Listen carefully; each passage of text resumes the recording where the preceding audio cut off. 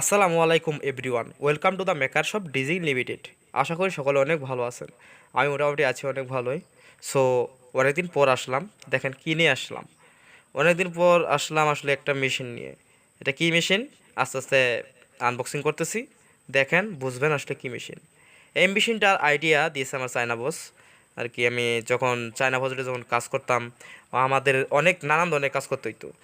China প্রজেক্টে কখনো কাজের কোনো গ্যারান্টি নাই, আপনার যে কোনো কাজ করতে হবে। কখনো রং করা হইতো লাগতো, কখনো আপনার মনে করেন যে ওয়েল্ডিং করা লাগতো, কখনো আবার ফিটিং করা লাগতো, কখনো আবার দেখা যাচ্ছে সাইডে যাওয়া লাগতো। আর মানে কাজের কোনো নির্দিষ্ট নেই, মানে চায়নাদের সাথে কাজ করলে এমন কোনো কাজ নাই যেটা আপনাকে করতে না হবে। সব ধরনের কাজের প্রতি আপনার অটোমেটিক অভিজ্ঞতা হয়ে যাবে।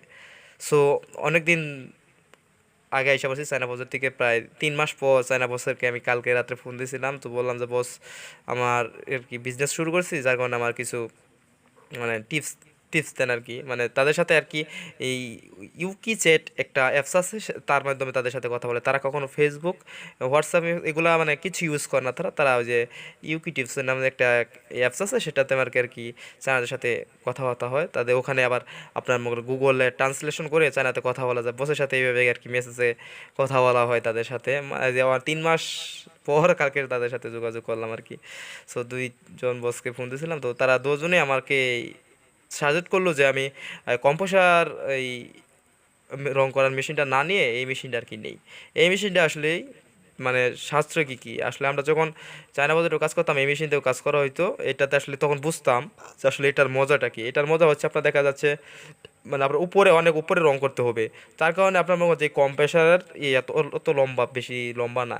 কম্প্রেসারের যে একটা পাইপটা ওটা অতটা লম্বা হয় না। আর ইলেকট্রিক রং যেটা, সেটাতে আপনি মনে করেন যে কোনো জায়গায় যে কোনো পজিশনে এটাতে আর কি রং করা যাবে। সো তার কারণে এই সব কিছু বিবেচনা করি এটা আর কি আনা হয়েছে।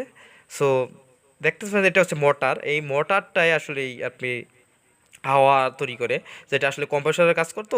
কম্প্রেসরের যে হাওয়াটা তৈরি করতো সেটা ওই মোটরে কাজ করবো। আর এটা হচ্ছে দেখেন যে এটা হচ্ছে বয়ম, এটা বয়মের মধ্যে আর কি রং গুলে রাখে। তারপরে সে পাইপ দেখতে পাচ্ছেন, এই পাইপটা দিয়ে আর কি ওখানে আর কি যে স্প্রে গানটা আর কি ওখানে কনভার্ট করে টাইনা নেবে, ওখানে টাইনা নেবে। আর পিছন থেকে কম্প্রেসরের কাজ করবে যে মোটরে, ওটা হাওয়া হয়ে আর কি রং অটোমেটিক বের হবে, রংটা অনেক ফিনিশিং আসে। আপনার কম্প্রেসরের যে এই যে মেশিন যেটা স্প্রে গান যেটা, ওটাতে রং করা অতটা কোয়ালিটি হয় না। তবে এই ইলেকট্রিক গান দিয়ে রং করলে তার চেয়ে অনেক অনেক বেটার আর কি কোয়ালিটিফুল রং হয়, যার কারণে আর কি মেশিনটা নেওয়া। সো চায়নাদের কাজ বুঝেনি তো, চায়নাদের কাজ হচ্ছে শর্টকাট মেশিনে। চায়না কাজের কখন আসলে আমি চায়না কাজে যে আমি কোনো শেখার কিছু দেখি না, কারণ সব কাজ করে তাদের যন্ত্রগুলায়।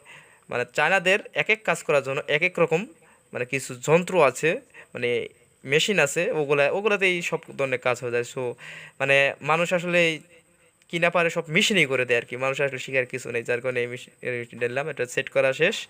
সো দেখতে পাচ্ছেন এটা কীরকম সিস্টেম। এখানে দেখেন যে গান, এটা গান ক্লিক করলে একটা হাওয়া হাওয়া তৈরি হচ্ছে, হাওয়া বের হবে। মানে টিপ দেওয়ার সাথে সাথেই অটোমেটিক এটা মোটর অন হবে, মানে অটো সিস্টেম আর কি। চাপ দেওয়ার সাথে সাথে মোটর অন হবে। এই দেখতে পাচ্ছেন, এই যে হাওয়া, এখন হাওয়া বের হচ্ছে, মানে ওটাতে আপনি রংটা স্প্রে হবে। সো আপনাদের একটু দেখাচ্ছি।